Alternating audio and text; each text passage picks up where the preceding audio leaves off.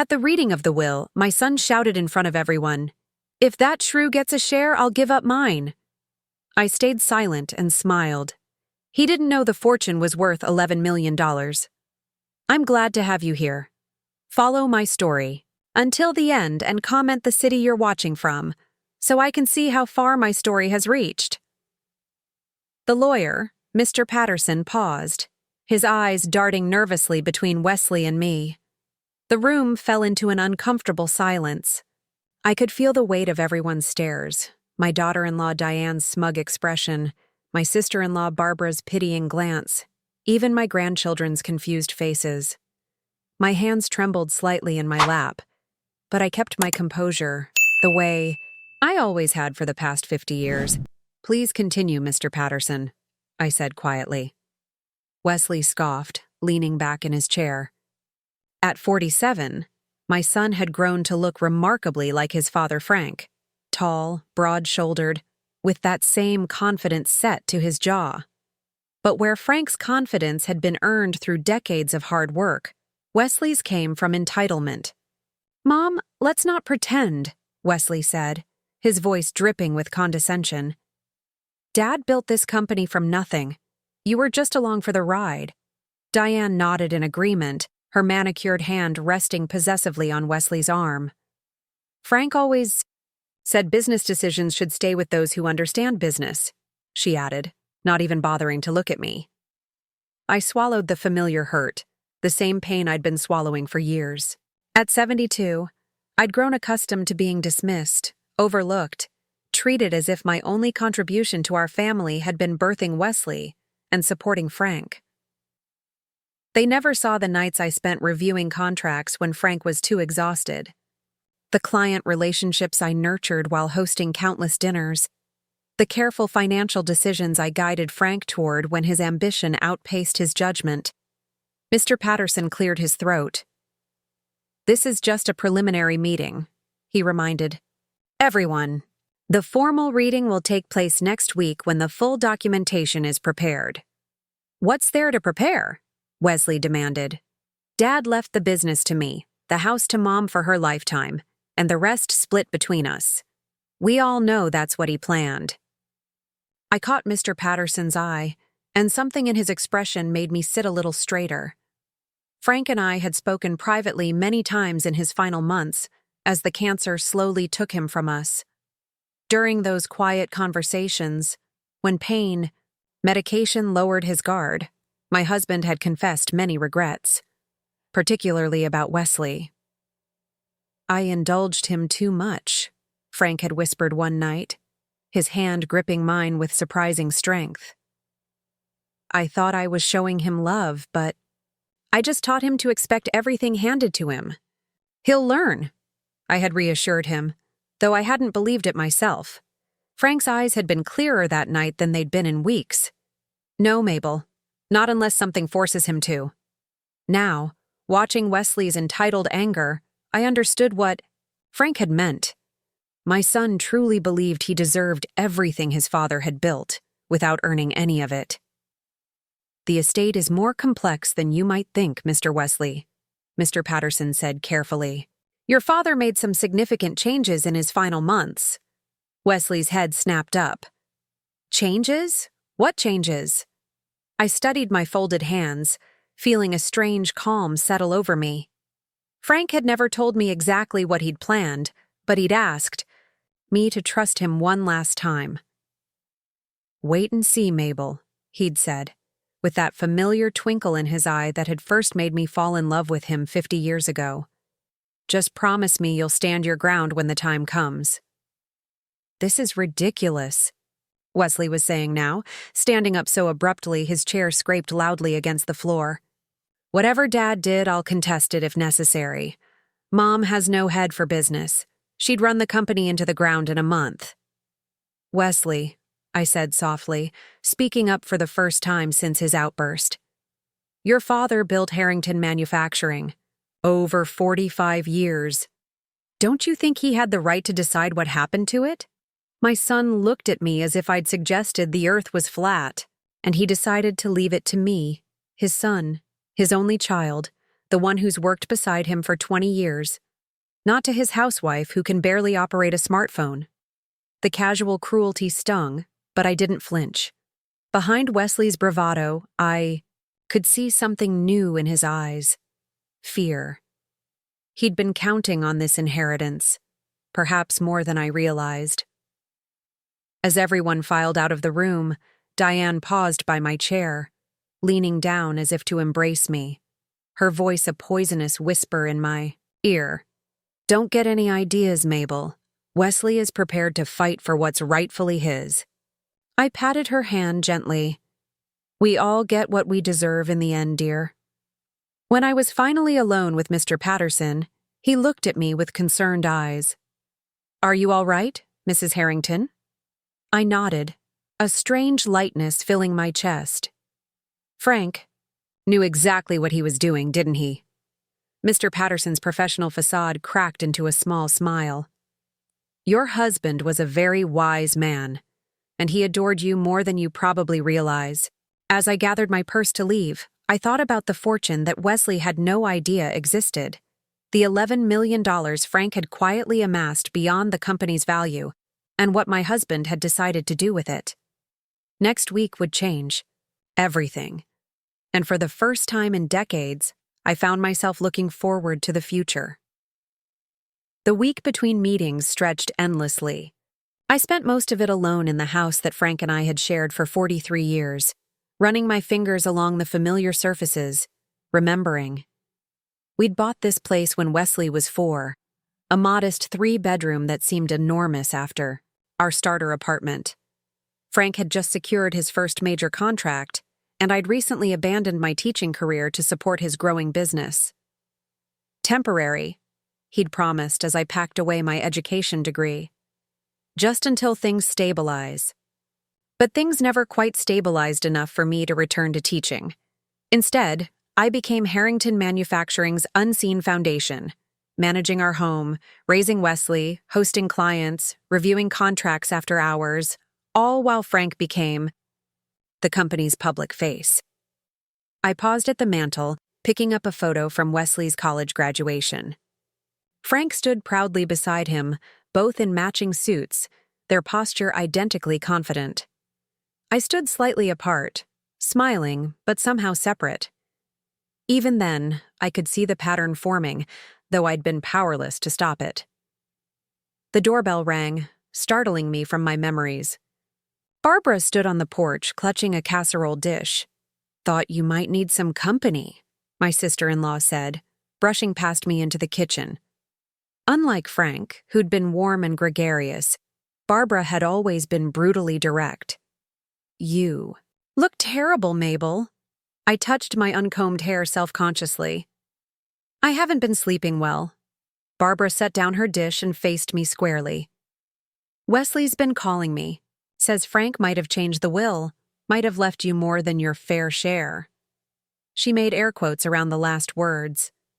"The reading isn't until tomorrow," I said carefully. "Cut the act, Mabel. Did Frank leave you the company?" I met her gaze steadily. "Frank and I didn't discuss the details of his will." Barbara snorted. "Right, 50 years together, and he never mentioned his plans for the multi-million-dollar company you helped him build." Frank made his own decisions. She studied me for a long moment.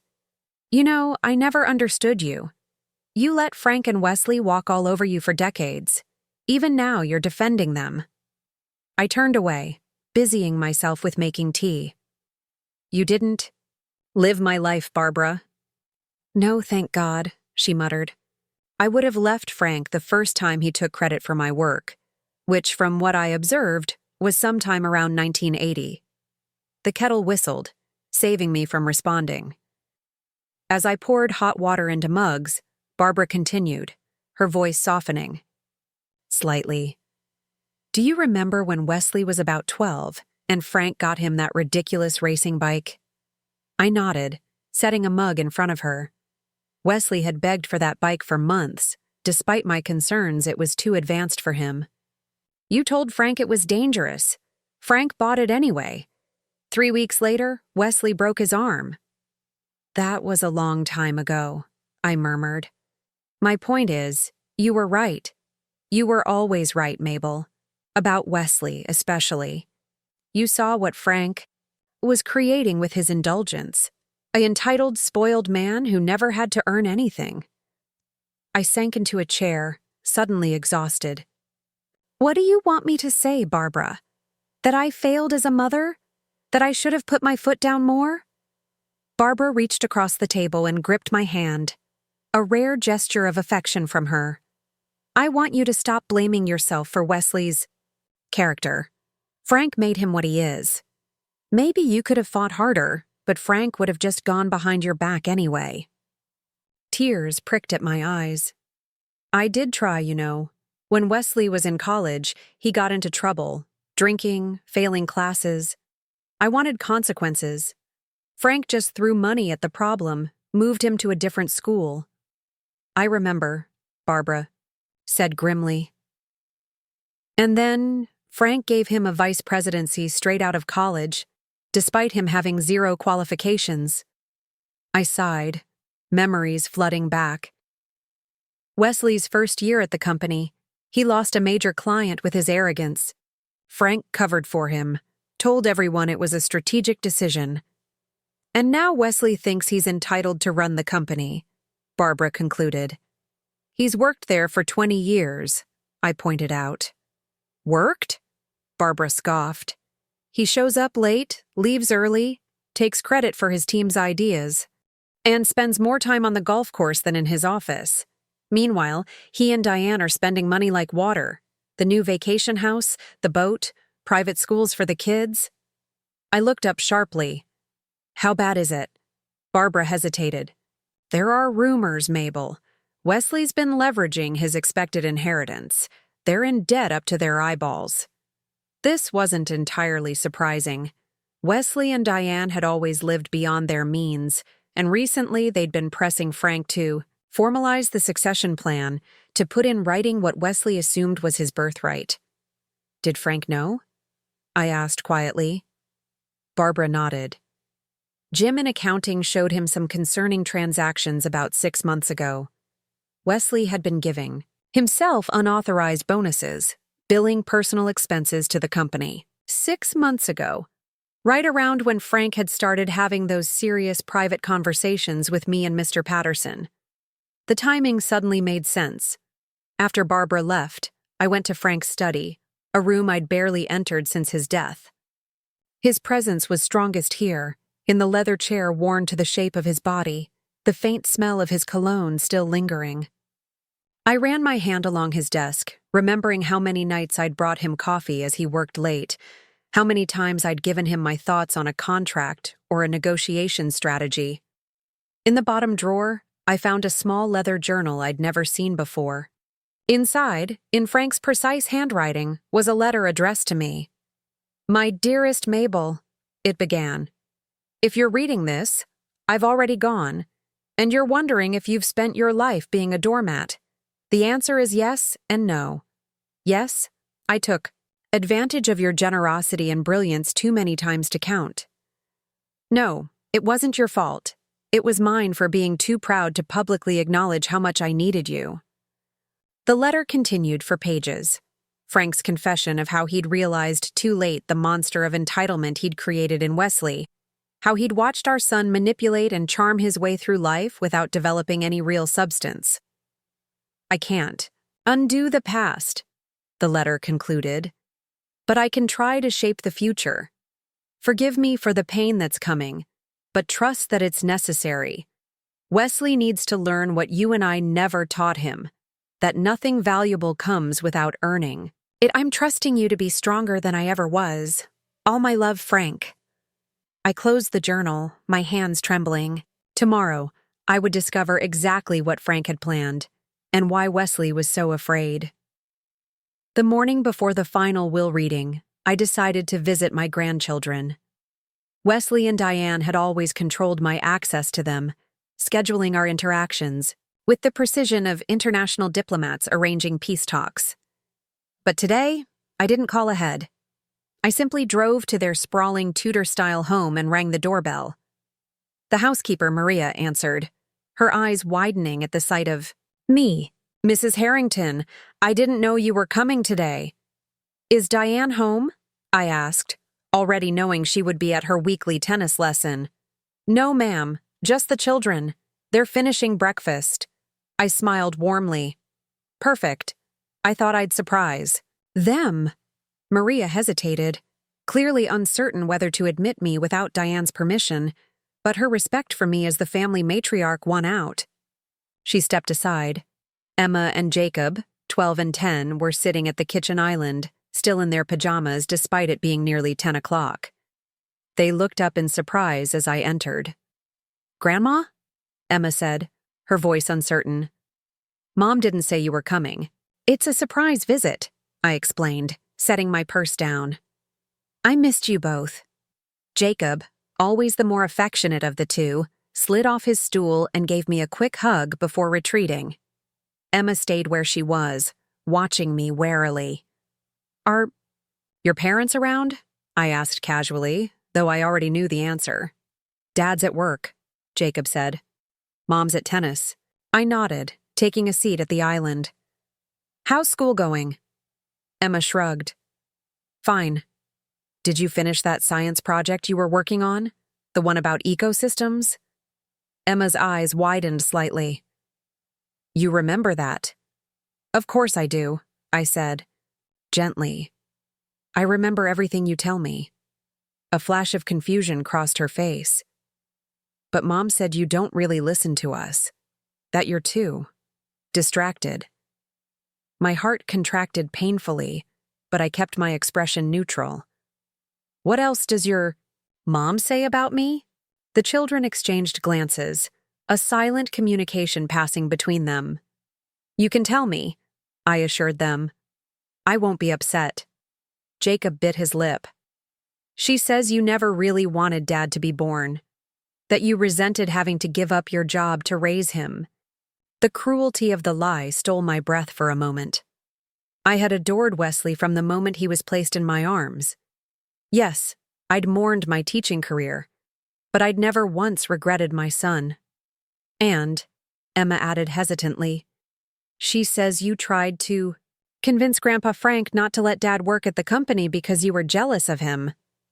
I closed my eyes briefly, steadying myself. Do you believe that? Both children looked down at their cereal bowls. It's okay, I said softly. These are complicated grown-up issues.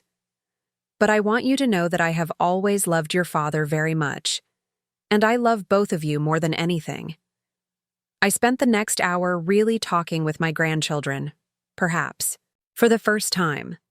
Without Diane's hovering presence, they gradually relaxed, sharing stories about school and friends. I realized how little I actually knew about their lives, how successfully Diane had isolated them from me. As I was preparing to leave, not wanting to be there when Diane returned, Emma suddenly asked, Grandma, are you and Dad fighting about Grandpa's money? I paused, choosing my words carefully. Your grandfather worked very hard all his life. He wanted to make sure his money was used wisely. Dad says you're trying to take what belongs to him, Jacob said bluntly. A wave of sadness washed over me. Is that what he told you? Emma nodded solemnly. He was really upset. He said you never supported him like Grandpa did. I knelt down to their level, looking into their young, troubled faces. Sometimes adults disagree about important things, but that doesn't change how much we all love you. No matter what happens with Grandpa's will, you will always be my precious grandchildren. On the drive home, I could barely see through my tears. Diane hadn't just poisoned my relationship with my grandchildren, she'd rewritten our entire family history. In her version, I was the villain, the jealous mother who resented her own son's success. I pulled over, unable to continue driving. The pain was too sharp, too fresh. All these years I'd believed that Wesley's dismissive attitude toward me was simply the result of Frank's indulgence, of masculine pride. I never imagined he harbored such deep resentment, that he believed I had tried to hold him back. When I Finally arrived home, a familiar car was parked in my driveway. Thomas Reed, Frank's oldest friend and the company's financial controller, was waiting on my porch. "Thomas," I greeted him, wiping away the last traces of tears. "This is unexpected." His weathered face was grave. "We need to talk, Mabel, about Wesley." Inside, Thomas declined coffee, getting straight to the point. "Wesley's been borrowing against his inheritance, heavily." I nodded. "Barbara mentioned he and Diane have financial problems." "It's worse than that," Thomas said grimly. "He's leveraged everything on a real estate development in Colorado. Luxury ski condos. The project is failing spectacularly." "How bad?" "He's nearly $2 million in debt with nothing to show for it except half-built structures that won't pass code inspection." I sank into a chair. "Did Frank know?" Thomas nodded. "Frank discovered it about 7 months ago. Wesley had been embezzling from the company to cover his personal debts." "Embezzling?" The word felt like a physical blow. "Are you certain?" "I have the documentation." Frank confronted him privately. They worked out a repayment plan to avoid criminal charges. Frank was devastated. 7 months ago, when Frank's cancer had suddenly seemed to accelerate, when he'd started having those intense private conversations with me and Mr. Patterson. "Wesley's counting on his inheritance to bail him out," Thomas continued. "If he doesn't get what he's expecting." He didn't need to finish the sentence. Wesley wouldn't just lose face. He could lose everything. "Why are you telling me this now?" I asked. Thomas's expression softened. "Because Frank asked me to, after the will reading. He wanted you to understand what you're dealing with. Wesley isn't just entitled, Mabel. He's desperate." After Thomas left, I sat alone in my quiet living room, the weight of this new knowledge pressing down on me. My son, who had everything handed to him his entire life, had still wanted more. He'd stolen from his father, lied to his family, and now expected his inheritance to save him from the consequences of his actions. And tomorrow, at the will reading, he would discover whether Frank had thrown him a lifeline or cut him loose, to finally sink or swim on his own. The morning of the final will reading dawned bright and clear. I dressed carefully in a navy suit that Frank had always liked, my one concession to sentimentality. As I fastened my pearl earrings, Frank's gift, on our 40th anniversary, the doorbell rang. Mr. Patterson stood on my porch, his expression grave. "Mrs. Harrington, I thought we might ride together." I raised an eyebrow. "The reading isn't for 2 hours." "I know." "I thought you might appreciate some preparation." I invited him in, a knot of anxiety forming in my stomach. "Is something wrong?" Once, seated in my living room, Mr. Patterson removed a thick folder from his briefcase. "Before we join the others, I need to explain Frank's plan in detail. He was very specific about the timing." "I'm listening," I said, folding my hands in my lap to keep them from trembling. "Frank came to me 8 months ago, shortly after his diagnosis. He was concerned about Wesley's fiscal responsibility." I nodded. "I've since learned about the embezzlement." Mr. Patterson looked relieved. "Good. That makes this easier." Frank was deeply troubled by Wesley's actions. Not just the legal implications, but what they revealed about his character. He opened the folder, revealing a series of documents. Frank restructured his estate with 2 primary goals: protecting the company's future and providing you with security and control. "Control?" I repeated, the word unfamiliar in relation to my role in the family. "Yes." Frank recognized belatedly that you were always the more prudent decision-maker. He came to believe that Wesley's sense of entitlement stemmed from Frank's own actions, always giving Wesley what he wanted, never requiring him to earn his place.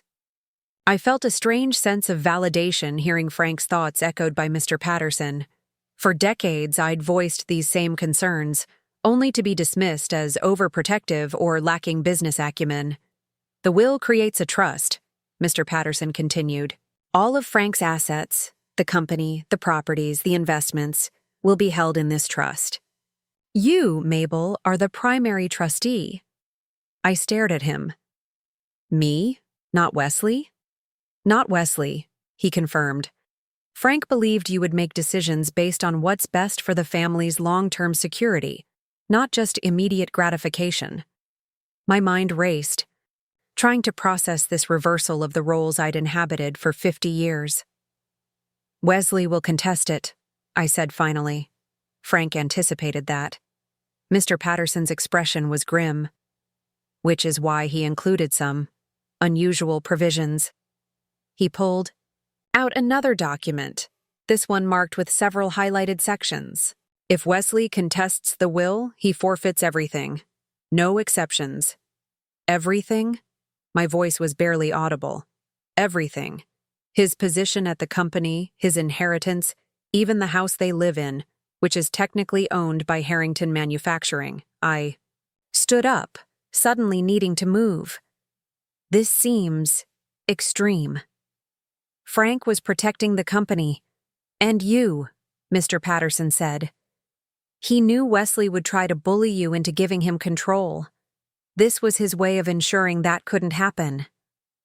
I paced to the window, gazing out at the garden Frank and I had tended together for decades. What about my grandchildren? Emma and Jacob shouldn't suffer for their father's mistakes. Frank thought of that too. Mr. Patterson pulled out yet another document. The trust includes provisions for their education and future security, regardless of Wesley's actions. Those funds cannot be accessed by Wesley or Diane under any circumstances. Relief flooded through me. Whatever happened, my grandchildren would be protected. There's more, Mr. Patterson said. About the 11 million. I turned back to face him. Yes? It's separate from the company assets. It's money Frank set aside over the years, investments that performed exceptionally well. Wesley doesn't know this money exists. I gathered that, I said. Frank mentioned it to me only once in passing. This money is yours outright, Mr. Patterson explained. No trust, no conditions. Frank wanted you to have resources that were completely independent of the company and Wesley. I sank back into my chair, overwhelmed. Why didn't Frank tell me any of this before he died? Mr. Patterson's expression softened. He said you might have tried to talk him out of it, that you'd spent a lifetime making excuses for Wesley, trying to keep the peace. That stung, partly because it was true. I had spent decades smoothing things over, making excuses, trying to protect the fragile peace of our family. There's a letter, Mr. Patterson added, pulling a sealed envelope from the folder. Frank asked me to give this to you before the reading. My name was written on the front in Frank's bold, decisive handwriting. I took it with trembling fingers, but didn't open it. Some things were too private to share, even with Mr. Patterson. What do you think Wesley will do? I asked instead. He'll be angry, Mr. Patterson said bluntly, possibly threatening. Almost certainly he'll try to intimidate you into changing the terms. And if that doesn't work, then he'll try to contest it, despite the forfeiture clause. He'll claim you manipulated Frank during his illness, that Frank wasn't of sound mind. I felt a flare of indignation. Frank was sharp until the very end. We have extensive documentation of his mental competence, Mr. Patterson assured me. Multiple witnesses, medical evaluations. Wesley won't win a contest, but he could drag it out, make things unpleasant. I thought of my grandchildren, of the lies Diane had already told them. How much worse would it get if Wesley declared open war? What would you advise? I asked. Mr. Patterson considered the question carefully. Frank believed Wesley needed to face real consequences for once in his life, that without that, he'd never grow into the man he could be. And you? I think Frank was right, he said simply. But I also think you need to prepare yourself for the fallout. Wesley won't go quietly. I glanced at the clock. We had an hour before we needed to leave for the reading. An hour for me to decide whether I would follow through with Frank's plan or find some compromise to keep the peace as I'd done my entire life.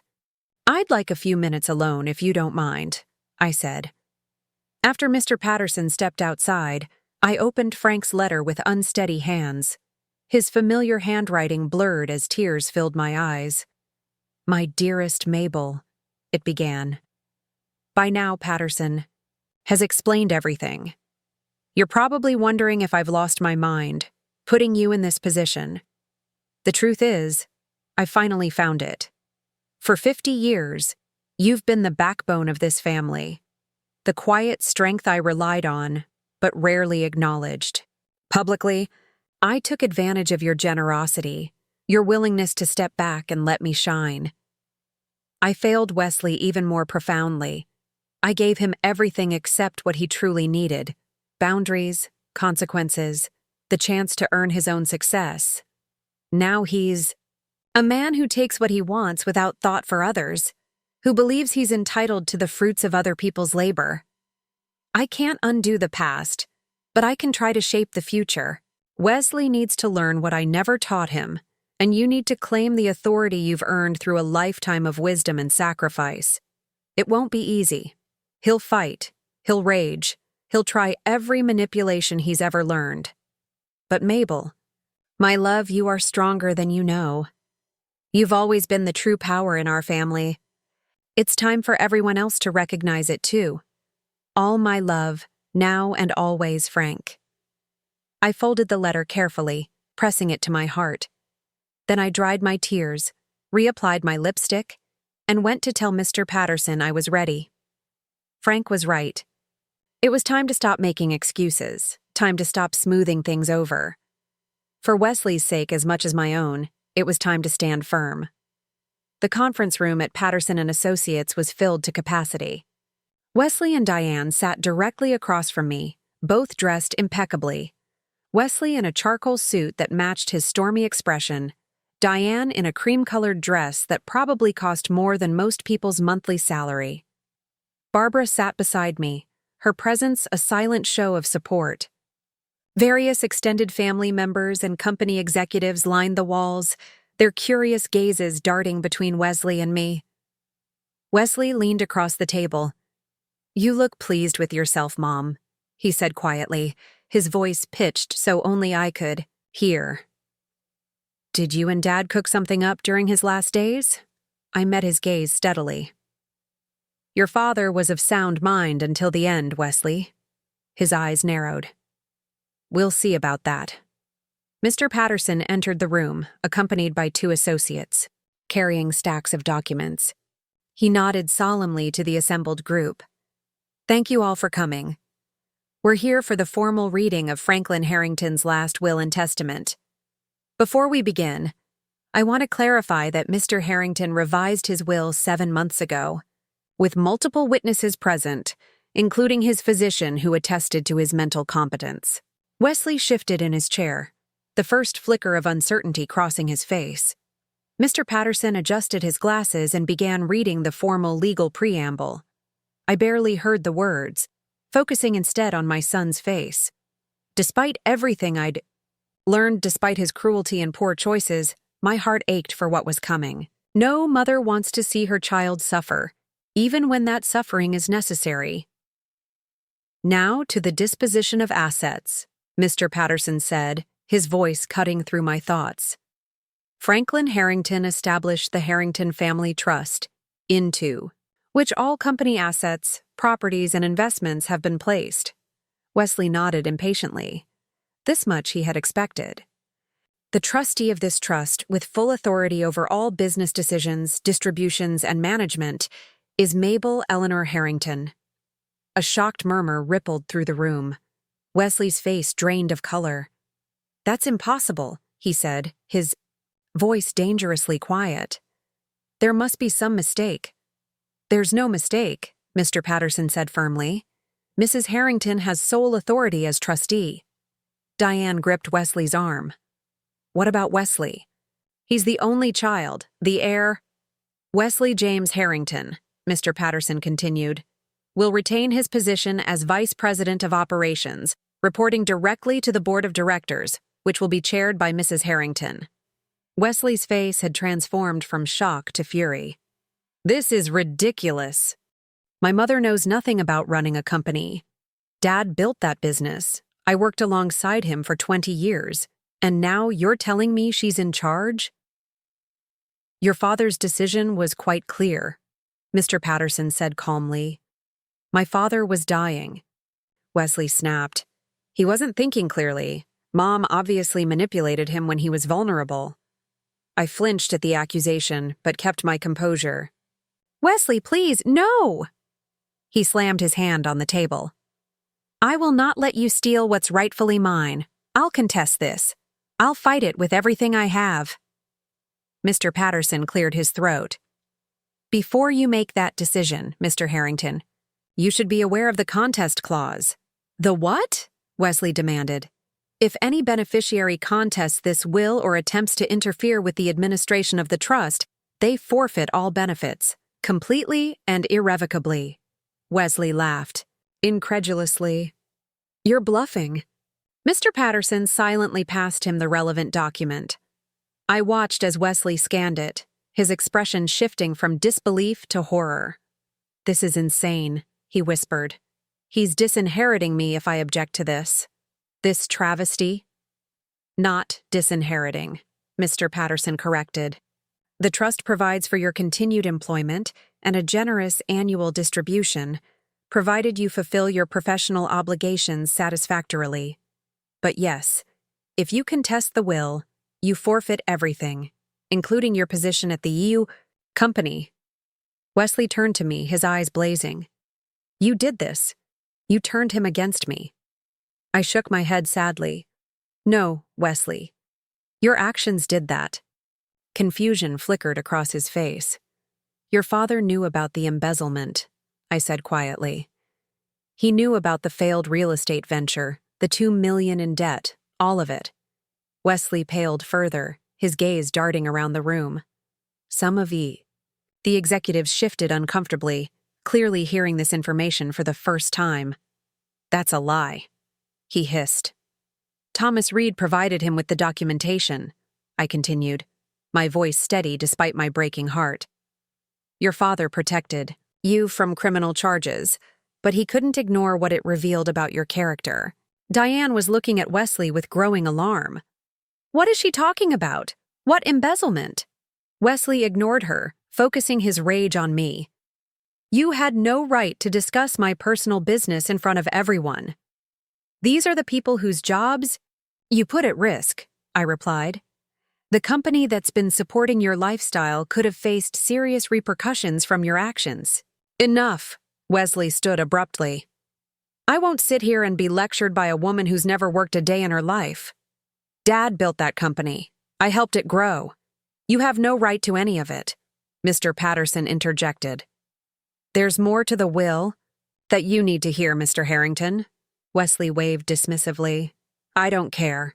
This is going to court. Mom can enjoy her little power trip for now, but it won't last. As he turned to leave, Mr. Patterson's next words stopped him cold. In addition to the company assets, Franklin Harrington had personal investments valued at approximately $11 million. Wesley froze, turning slowly back to the table. What did you say? $11 million in personal investments, separate from the company, Mr. Patterson repeated. Accumulated over the past 30 years. Wesley sank back into his chair, his expression unreadable. And I suppose that goes into this trust too? No, Mr. Patterson said simply. That amount is bequeathed directly to Mrs. Harrington with no restrictions or conditions. The room fell completely silent. Wesley stared at me as if seeing me for the first time.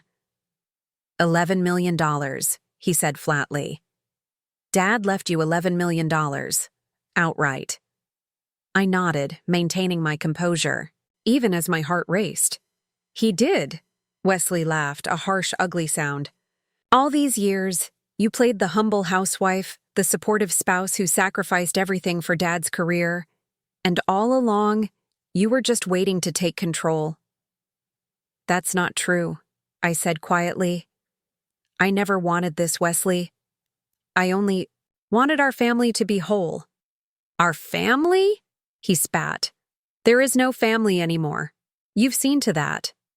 Diane, who had been unusually quiet, suddenly spoke up. Wesley, don't be hasty. We need to think about this. He rounded on her. Think about what? How my mother has stolen my birthright? Think about our options, she said tensely, her eyes darting to the watching crowd. This isn't the place for this discussion. Wesley ignored her, focusing his rage on me. I'll fight this. I don't care what that contest clause says. No court will uphold this. This theft. Mr. Patterson cleared his throat. The trust also includes provisions for Emma and Jacob's education and future security. Those funds cannot be accessed by anyone but them, regardless of any contests to the will. Wesley's face contorted with fury. So you're bribing my children now? Trying to turn them against me too? No, I said firmly. Your father and I wanted to ensure their future no matter what. Their future is my responsibility, not yours, Wesley snapped. You think you can buy their loyalty with trust funds? I met his gaze steadily. This isn't about loyalty, Wesley. It's about security. It's about making sure that your children don't suffer for any financial difficulties you might face. The implication hung in the air between us. Wesley knew I knew exactly how precarious his finances were, how close he was to losing everything. This meeting is over, he said finally, standing again. Come on, Diane, we're leaving. As they stormed out, the room erupted in murmurs. I sat perfectly still, Frank's letter a reassuring weight in my pocket. The hardest part was done. Now came the aftermath. 3 months passed slowly. The initial shock of the will reading had rippled through our family and the company like a stone thrown into still water, creating waves that continued to spread outward. Wesley had consulted 5 different attorneys, all of whom told him the same thing. The will was ironclad. Frank had been methodical in documenting his mental competence, his reasons for the unusual arrangement, and Wesley's financial misdeeds. Any contest would not only fail, but would trigger the forfeiture clause, leaving Wesley with nothing. I spent those months learning about the company I now oversaw. Thomas Reed became my closest advisor, patiently explaining the business Frank and I had built together, but that I had always viewed from the sidelines. To my surprise, much of it came naturally to me. Years of listening to Frank's dinner table conversations, reviewing contracts late at night, and offering quiet suggestions had given me a foundation I hadn't realized I possessed. The company. Employees adapted to my leadership with varying degrees of acceptance.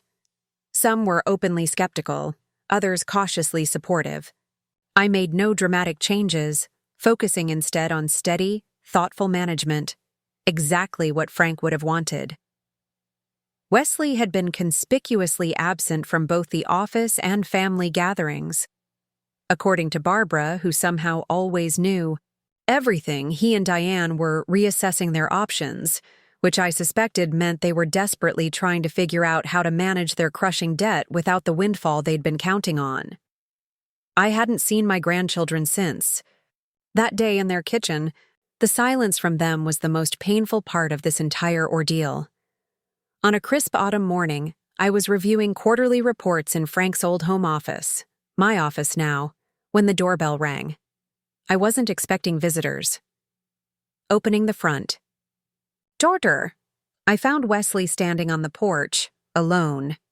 He looked different. Thinner, with dark circles under his eyes and a humility in his posture that I'd never seen before. Wesley, I said, surprise making my voice catch. I wasn't expecting you. Can I come in? He asked, his tone lacking its usual confidence. I stepped aside, motioning him into the living room. He sat stiffly on the edge of the sofa, declining my offer of coffee. How are you? I asked when the silence stretched too long. He laughed hollowly. How do you think? My life is falling apart. I waited, sensing he hadn't come just to tell me that. We lost the house, he said finally. The bank foreclosed last week. Though I'd been expecting this news, hearing it still hurt. I'm sorry, Wesley. Are you? He asked, but without the venom I'd expected. It's what Dad wanted, isn't it? For me to lose everything? I shook my head. Your father wanted you to understand the value of what you had. He wanted you to become the man he knew you could be. Wesley stared at his hands. We're staying with Diane's sister for now. It's humbling, to say the least. The children? I asked, trying to keep the eagerness from my voice. They're confused, angry. They don't understand why we had to leave our house, why they had to change. Schools. Guilt twisted in my stomach. Wesley, I never wanted them to suffer. I know, he said quietly, surprising me. Diane told me about your visit, about what the kids said you told them. I tensed, unsure where this was going. You didn't trash me, he continued. You could have, but you didn't. Even after everything I said about you, I reached across the coffee table, tentatively placing my hand on his. You're my son. No matter what, that doesn't change. Wesley's eyes filled with tears, something I hadn't seen since he was a child. I've made such a mess of everything. Mom, the company, my marriage, my children's security. It's not too late to fix things, I said gently. He looked up sharply. Is that why you think I'm here? To beg for money? No, I said honestly. I think you're here because you're my son, and you're in pain. Wesley seemed to deflate, the last of his defensive anger dissipating. Diane left, he said abruptly. She's filing for divorce, says she didn't sign up for financial ruin. Despite everything Diane had done, I felt a pang of sympathy for Wesley. I'm sorry to hear that. Are you? He asked again, and this time there was genuine curiosity in his voice. After how she treated you? How she poisoned the kids against you? I'm sorry for your pain, I clarified, and for what this means for Emma and Jacob. Wesley nodded slowly. They're asking about you, you know, especially since Diane left. They want to know if the things she told them were true. Hope fluttered in my chest. And what did you tell them? The truth, he said simply. That their grandmother is a good person who loves them very much. That I've been unfair to you. Tears pricked at my eyes. I'd like to see them, if that's possible. That's partly why I'm here, Wesley admitted. They need stability right now, people they can count on. The unspoken request hung between us. They're always welcome here, I assured him. And so are you, Wesley. He nodded, eyes downcast. I don't know what happens next, Mom. I've lost almost everything. My marriage, my home, probably my job too, once the board realizes how badly I've mismanaged my department. I considered my next words carefully. Your father left the company in my control because he trusted my judgment. If I judge that you deserve another chance, a real one, would you be willing to earn it? Truly earn it this time? Wesley looked up, a flicker of his old defensiveness crossing his face. What does that mean? It means starting over, I said firmly. A lower position, reduced salary, regular oversight of your work. It means proving yourself not as Frank Harrington's son, but as an employee who brings value to the company. He was quiet for a long moment. And if I refuse? Then that's your choice, I said simply. The trust provides for Emma and Jacob regardless. You won't starve, but you won't have the life you've become accustomed to either. Wesley stood and walked to the window, gazing out at the garden where he'd played as a child. Dad really thought this through, didn't he? He did, I confirmed. He loved you, Wesley, enough to finally give you what you actually needed, not just what you wanted. Wesley turned back to me. his expression more vulnerable than I'd seen since he was a boy. "And you, Mom? After everything I've said and done, how can you still be willing to help me?" I rose and joined him by the window. "Because I'm your mother, and because I believe people can change when they have to." "Even someone as selfish as me?" he asked, his voice barely above a whisper. "Especially you," I said, touching his cheek gently. "Because underneath everything, you're still the boy who cried when his pet goldfish died, who gave his allowance to a homeless man when you were 10, who held your newborn daughter like she was made of glass." Tears slid down Wesley's face. "I don't deserve another chance." "Maybe not," I agreed. "But you're getting one anyway. What you do with it is up to you." 2 weeks later, Wesley moved into the guest house with Emma and Jacob. He started work in the purchasing department, a significant step down from his vice presidency, but a position where he could learn the business from the ground up, the way he should have decades ago. The transition wasn't easy. There were days when Wesley's old entitlement flared up, when he bristled at taking direction from people who had once been his subordinates. But slowly, incrementally, he began to change. The real joy came from having my grandchildren nearby. Emma and Jacob spent afternoons with me after school, gradually letting go of the false narrative Diane had created. We baked cookies, planted flowers in the garden, and talked, really talked, about their lives, their feelings, their fears, about the future. "Grandma," Emma asked one evening as we prepared dinner together, "are you and Dad going to be okay now?" I looked through the window to where Wesley was helping Jacob with his science project, his face intent and patient in a way I'd rarely seen before. "I think we're going to be just fine," I told her, and for the first time in decades, I truly believed it. Frank had been right all along. Sometimes love means setting difficult boundaries, even when it breaks your heart to do so. Wesley was finally growing into the man he could be, responsible, thoughtful, earning his place in the world, rather than expecting it handed to him. As for me, at 72, I had discovered a strength I'd always possessed but rarely used. The company was thriving under my leadership, my family was healing, and I had finally found my voice after decades of silence. Frank's last gift hadn't been the money or the company. It had been the chance for all of us to become who we truly could be, once freed from the patterns that had held us back for so long. In the silence of his final plan had come our redemption. Wesley's, mine, and even Frank's, a family legacy worth far more than $11 million. Now I'm curious about you who listened to my story. What would you do if you were in my place? Have you ever been through something similar? Comment below. And meanwhile, I'm leaving on the final screen 2 other stories that are channel favorites, and they will definitely surprise you. Thank you for watching until here.